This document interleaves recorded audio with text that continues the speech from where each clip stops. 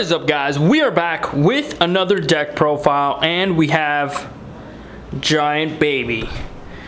Baby is a brand new leader from Colossal Warfare. Oversized card as well, you can see, of course. And it's a pretty unique leader. It's something that's also red, so it keeps the theme of all the machine mutants and stuff like that. This was something that was very anticipated in the set.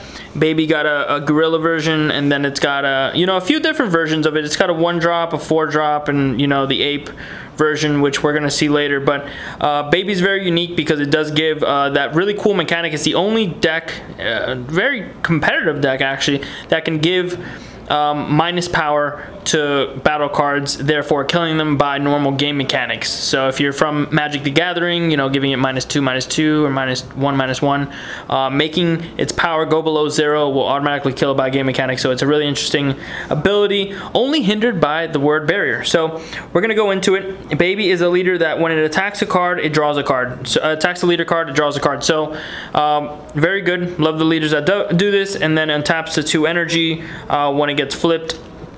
On the flip side, you got the Great Ape Baby, Rampaging Great Ape Baby.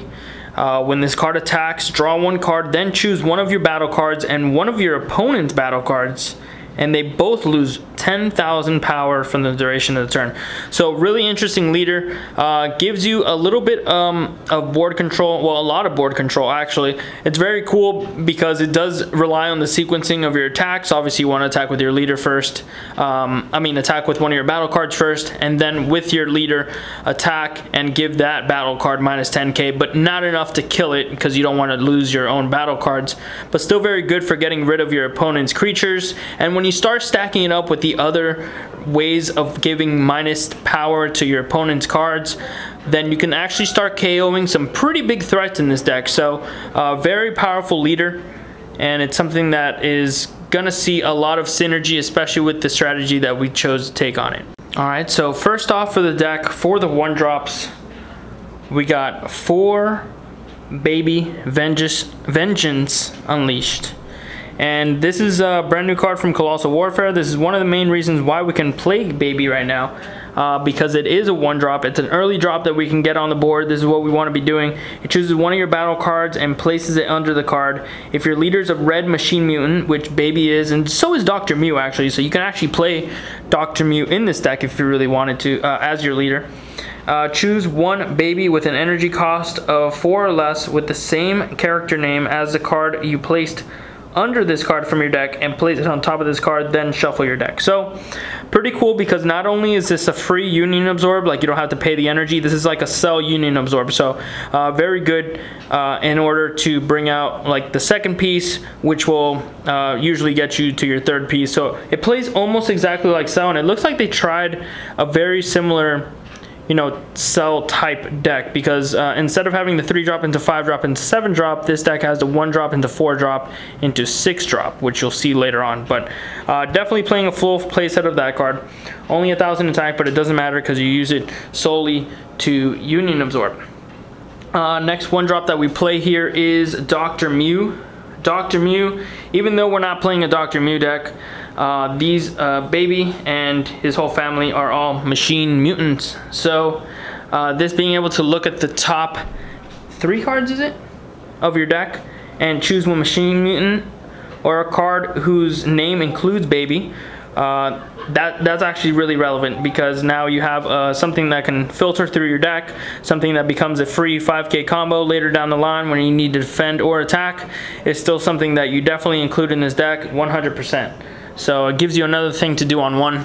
And then a card that doesn't really fit the theme of the deck, but it's something that we did include anyways, is Intensifying Power Trunks. Intensifying Power Trunks is one of the highlight cards from Colossal Warfare. Being able to self-awaken is one of the reasons why we play this card. It is a very aggressive meta, but there are times that your opponent does leave you at 5, so having an Intensifying Power Trunks, it's going to be very critical in order to awaken that turn and be able to untap energy and do a lot of cool stuff. So we also play the chain attack engine, so it's very good on turn 2, as early as turn 2, evolving over the Intensifying power trunks if you need to. But having that chain attack Zeno is a very good way. If you fall way too far behind and you still have more life than your opponent, it's one of the best plays that you can do still to this day. So Intensifying power trunks is in there just for that. It's also another 1-drop that we can rely on. Very, very good all-around card. Also is critical, so you know we don't have to worry too much about giving your opponent cards like Kaba, like double strike, and then you have the double side of actually having something that you know, you can evolve into and works with the rest of your deck. Next, for the deck, we're gonna play Daily Training Vegeta. Now, Daily Training Vegeta is one of the only, or the only actually, Vegeta GT that we play in our deck. So this guy, pretty much when you play him, you draw a card. Very, very simple. You know, it's just like Majin Buu, just like Kronia. You know, you can be playing those two as well in this deck, but this just fits a lot better because not only does it draw you a card, it's a 5k combo, and you know, you can use it for, you know, the baby scale up. So very, very good card. You can also play Digging Deep Vegeta, which we were at the beginning, but it is a 3-drop, so it's kind of heavy on the energy requirement. And Daily Training Vegeta was just fine in the deck. So next is going to be Saiyan Strength Baby. Now this card, this is like your 5-drop in Cell, you know, similar to 5-drop in Cell. This one's a 4-drop though, and it reads Double Strike Auto.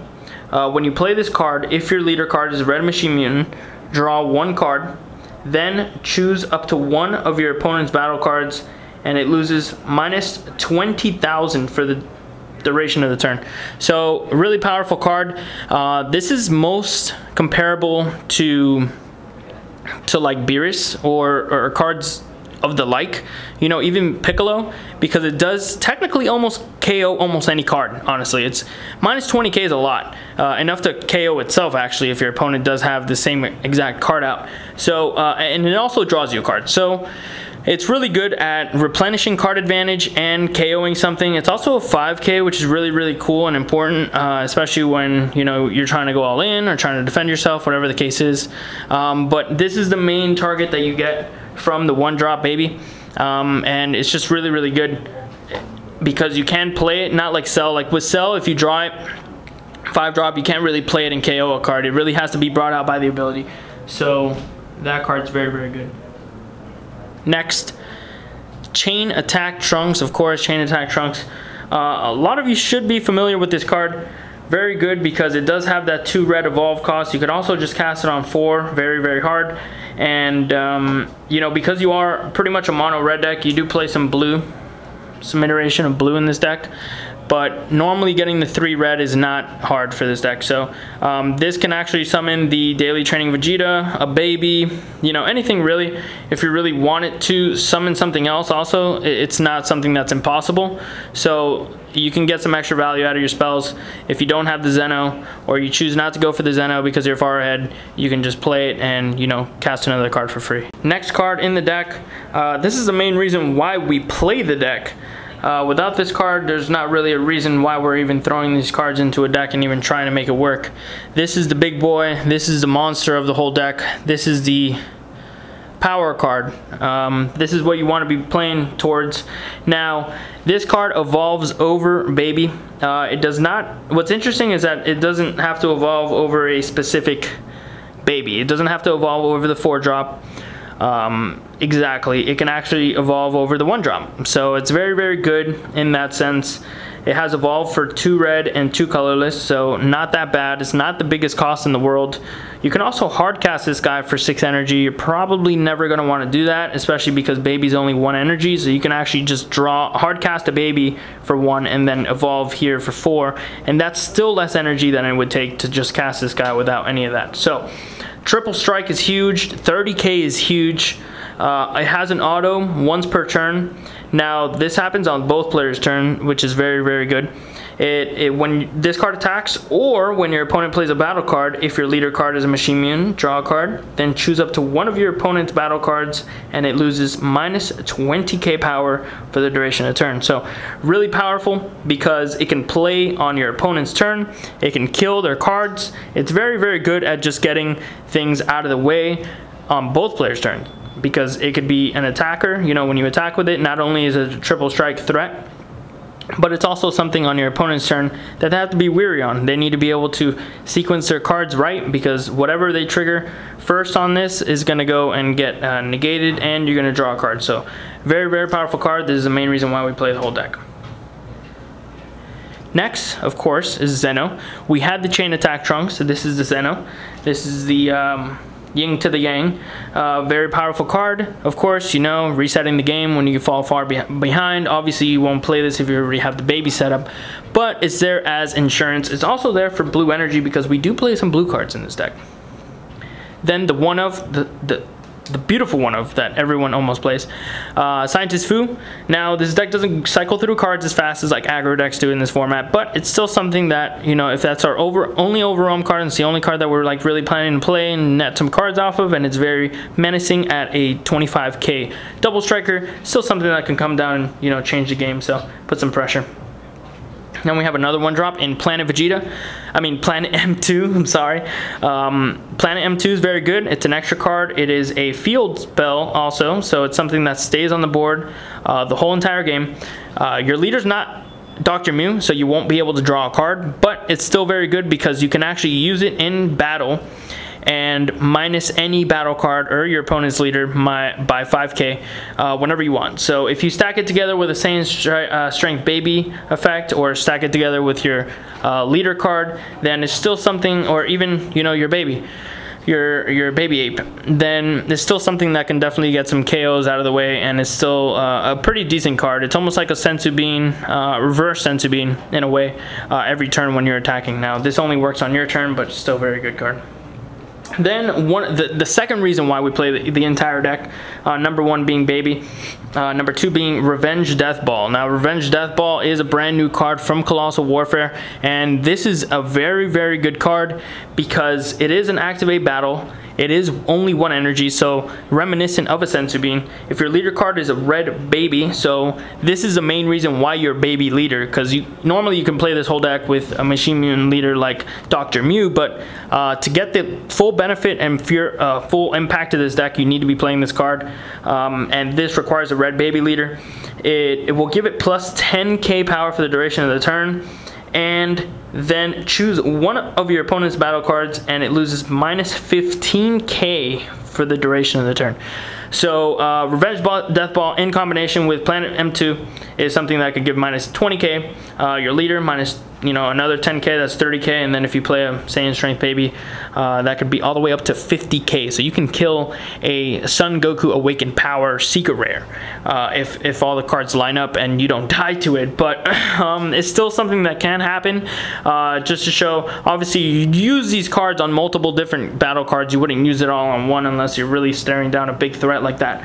But chances of that are very minimal. The point is that that card, when your opponent combos and you play Revenge Death Ball after they combo, their combos don't take into effect yet, so you can actually kill their card. So if they have a 15k and they pump it all the way to like 90k, you can play Revenge Death Ball and kill the creature before it even gets any of that combo power, and then the whole battle fizzles and there's nothing else to do. So Revenge Death Ball, very, very powerful. If your opponent has 2 red energy up, be careful, because you can actually Revenge Death Ball double and you can actually kill a 30k even before combos. So you got to be careful with that.